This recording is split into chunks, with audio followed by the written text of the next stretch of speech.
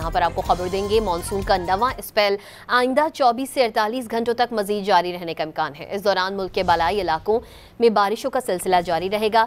Spell के जेर असर 6 सितंबर से मुल्क के जनूबी इलाकों बशमूल जनूबी पंजाब और जनूबी सिंध में शदीद बारिशों का इम्कान है। तफसीलात जानते हैं डॉन न्यूज़ के नुमाइंदे उमैद अली से। जी उमैद, बताइएगा क्या तफसील है?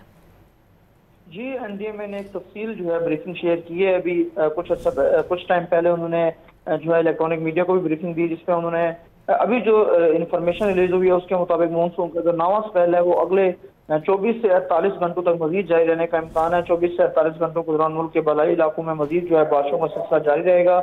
नाबावाल, सियालकोट, गुजरांवाला, गुजरात, लाहौर में पिछले 24 घंटों में इस वक्त शदीद बारिशें हुई हैं। मजीद भी जो है जनूबी पंजाब और जनूबी सिंध में जो है मजीद बारिशों का इम्कान है।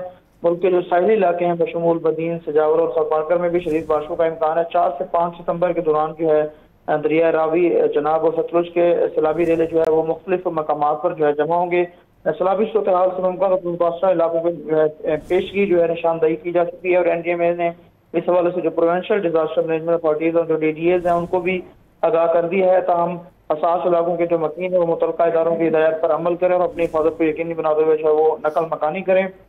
ताहम इस हवाले से एनडीएमए ने अपनी कोई और भी जो है अपडेट शेयर की, जिसमें उन्होंने बताया कि सैलाब मुतासिरीन को तकरीबन 5700 टन जो है इमदादी सामान फ्राहम किया जा चुका है।